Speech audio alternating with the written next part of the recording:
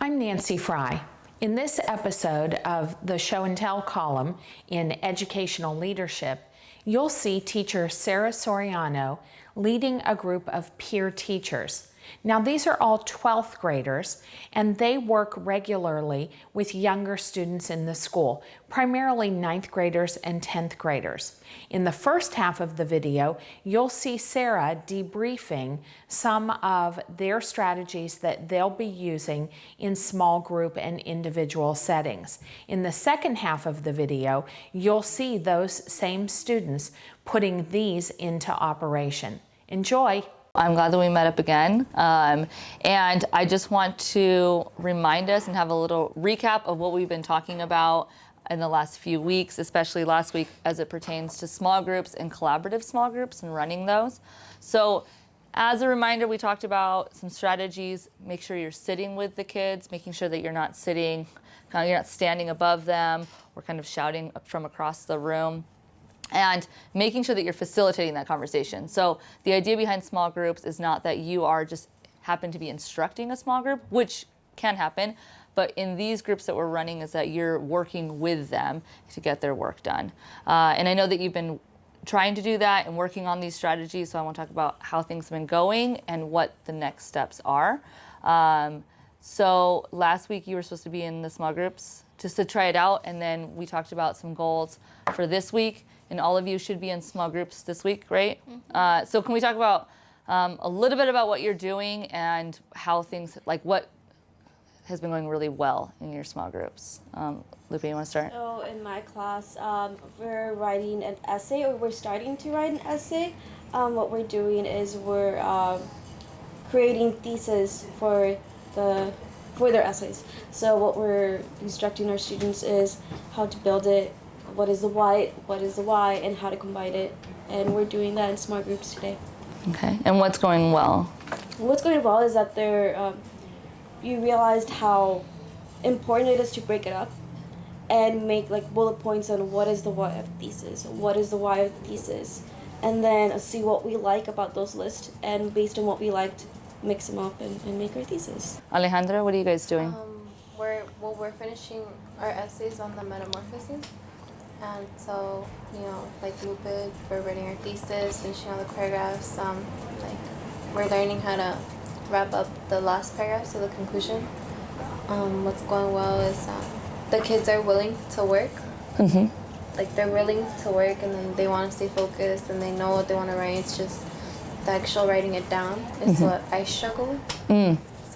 So working well with you, so you find that they sit down with you and they're getting to work. That's great. Rihanna? Well, we're doing group comp, so pretty much what the whole group comp idea is that they have to do research about a phone carrier like AT&T, Verizon, and then find out like the monthly cost. And what I help them with is like prompting them to do their work. So if they have any questions, I can like guide them to the right answer without giving it to them. Okay, and what's going well for you? What's going well for me is that they're not scared to ask me questions, so I'm able to help them and not have to like push them to do their work or anything. Okay. I think the relationships you guys are building is key. The kids are willing to work with you is really, really important, and those are your number one things in order to get it started. What do you feel like is still you need help with, or you're working on yourself, or something that is not going as great as you would like? Brian? Well, I was sitting with a group of kids who were doing quiet and doing the work, and I guess I could have like asked them more and just like be more involved with their work, because I felt like, they were doing stuff fine on their own, but I wasn't very integrated with them. So I just I asked a few questions and they responded, but it wasn't very back and forth. It was just like checking in here and there. So I just want to get more into their work. More engaged, right? And that can be difficult. Alejandra? I actually don't struggle with like the relationships. Like the kids that I work with, they know like when it's time to do work, and then they know when it's time like to just hang out. Mm-hmm. Yeah, they do see me as a friend, but it's more like they respect me. Mm-hmm. So I don't really struggle with that. I struggle more with like the fact that I'm not in there every day, so I don't know all the material, and that's what I struggle with. Okay. Like she said, I'm not there every day, so I'm not like when he teaches the lessons, I'm not like 100% aware of everything that he taught, but if I take the extra like 5 minutes to look through the notes and everything, it'll help me out. So I'll be able to help the students better. As we go forward into the more small groups, I think that it's very obvious what you need to work on. And so I would say for those relationship things, talking with the classroom teacher, because some, teachers have their own kind of guidelines. I know we all have our general rules here, but guidelines of like, oh, well, what do you say when you want someone to put the music away, so that you guys are on the same page, and watching what your teacher says so that you guys are speaking the same language, I think would help, because then the students would see, oh, they're you guys come as a united front. How's your research going? It's going really good. All I have to do is put my right? Yeah, I did good. Isn't my equation right? Well, one way I would test out to see if that's correct is plugging in numbers for the variables and see if you get the right answer. This is a math class. Okay, wait, how do I do that? Okay, so for example, what does the M stand for? Month. Okay, so there's 1 month right there, and then what is okay, you have 2 M's over here. What else did you want to say? That his family only loved him for his money. Okay. What else did you want to say? Other words. And they chose not to help him because They chose not to. Okay. they chose not to help him Help him. because they didn't think it was important enough.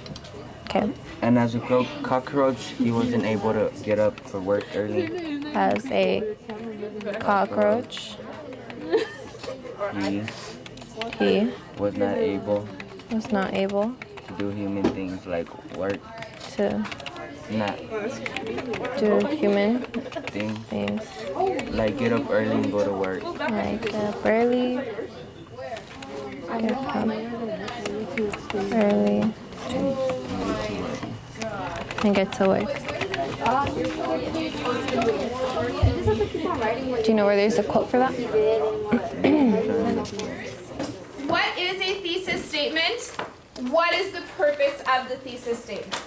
So let's begin this conversation at our tables right now. So guys, what is a thesis statement? Like the last sentence of each paragraph. So, Like at least the first one, and then it's the main idea of the whole entire And what is essay.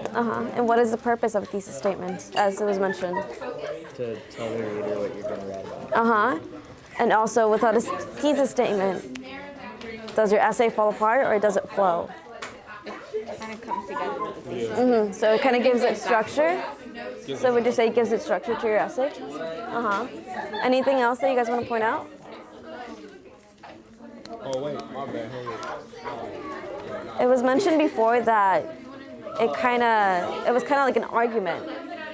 It was your main argument of your essay. Do you guys want to say that? That's also part of thesis?